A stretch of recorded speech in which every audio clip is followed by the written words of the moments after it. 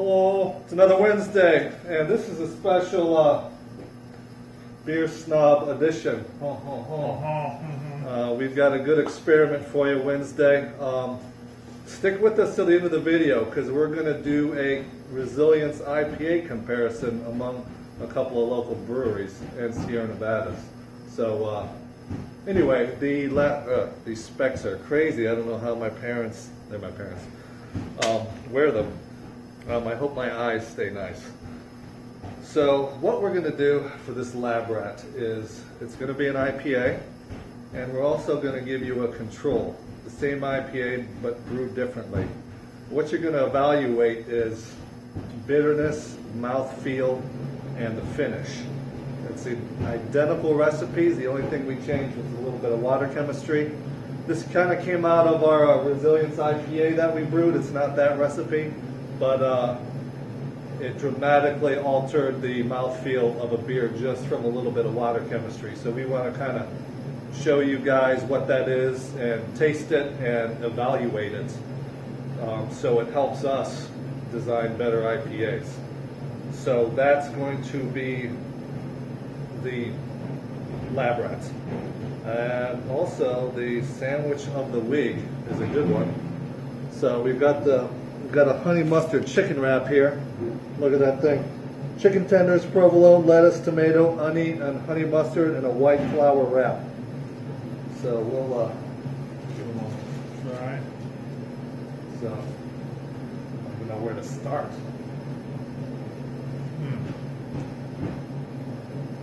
Wonderful. Really nice honey mustard dressing on the grilled chicken breast. Breaded chicken breast. That'll be a good sandwich. It'll wash down all of these beers. So Jesse's going to talk about the menu changes for this week. Yeah, so Uncommon Blonde is back on tap.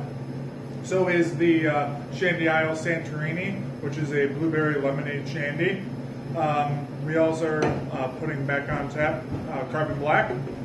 And segue into an event that happened this past weekend at the Cottage Crawl. We're putting on our chocolate hazelnut imperial stout, which won People's Choice. Also, a shout out to Thirsty Dog for winning with the judges' choice award for the Old Lake Humper Robust Porter. So, way to go, guys! And that brings us to thank you for all that came out to support that. Yeah, absolutely. Thank you. So we just got back from an event. We just got back from an event. We went to Columbus for the Ohio Craft Brewers Association conference, which happens once a year, and the city's changed. So for last year it was in Cleveland, and the year before was in Cincinnati. So this year was down in Columbus. We all had a great time. Crazy weather driving down. Yeah, Jesse did all the work driving, planning, went out without a hitch. What was your one takeaway? Really excited about showing you guys what our beer is about. I learned a lot, and it really is a cool thing that we're going to be able to do in 2019. What about you? They started the first talk with probably the best talk. It'll lead into designing a better IPA. You don't need to overdo it on hops, diminishing returns, stuff like that. A lot of science.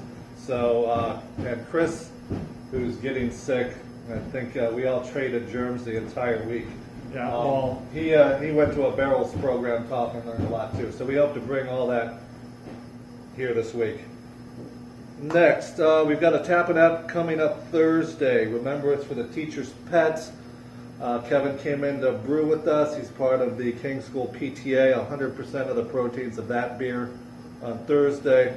Teacher's pet, it's a nut brown. And our beer cheese pretzels will go back to the King School PTA. So make sure you stop on in for that. That's a delicious beer too. I'll give you a Canal Place update before we get into this evaluation. The mezzanine framing has gone up, which is pretty cool. You can kind of see what it's going to look like. Our railing system got delivered today. So the railing that's going to prevent you from taking a nosedive off the mezzanine came in. And HVAC is continuing to finish off the duct work. They're almost done.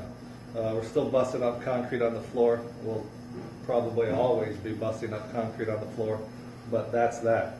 So, we'll get back to Resilience. Now remember, Resilience is the beer that Sierra Nevada came out and gave all the brewers recipes to follow, and 100% of the proceeds goes back to the California Wildfire Funds.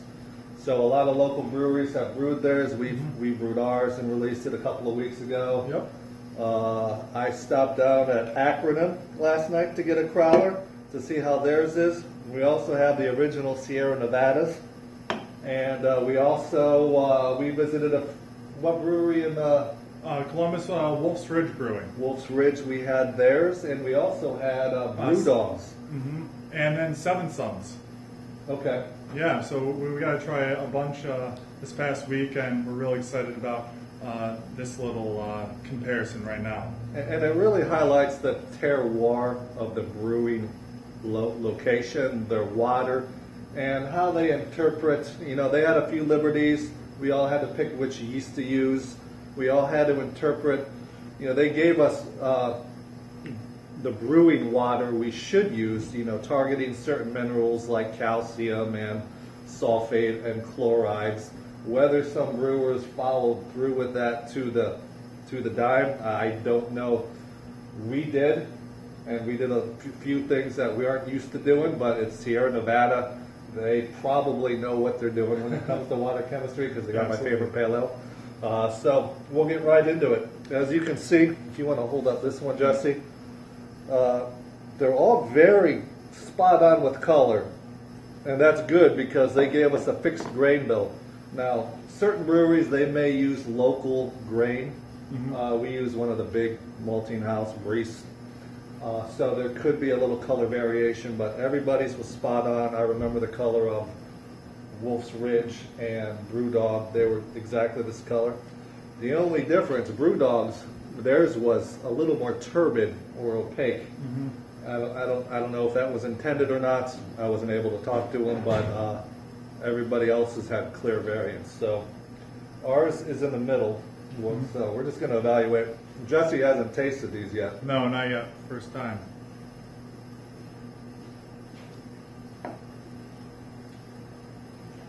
All right. Swapping over. Test with ours.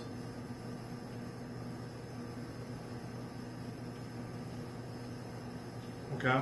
There's a slight hop flavor differences, but then again, where we're getting our hops, where Sierra Nevada is getting their hops, same thing with acronym. So there's all, you know, slight variations, but overall, because we actually used a mix of local hops and, you know, Washington hops. yeah. So yeah, the hops will be different, although it's the same hops. So what I got, it's hard doing. What differences do you notice?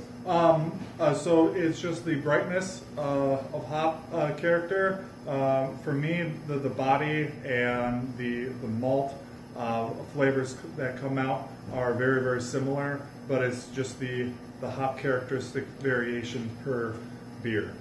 Now, in having Sierra Nevada on its own last night, I thought their malt background was a little bit more stronger and deeper, not as crisp. I don't want to say toasted, but there was just a little more malt there.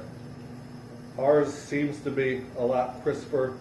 Acronym's is a lot crisper. I think we're closer to Acronym and Wolf's Ridge than yeah, ours is close together as far as taste. Yeah. All right. And also, there's still local breweries that are carrying this. Sandy Springs, possibly, there's a few others, just Google it or look on Untapped. But no, so please, yeah, visit these local breweries, check out their Resilience. 100% of the proceeds goes there, whether you're drinking at Sean's Place, Acronym, or our place, or you just buy a 6-pack of Sierra Nevada. It's all going back to the Wildfire Relief Fund. So that's fantastic, and we really hope that everybody buys the beer because it's for a great cause. See you next week. All right.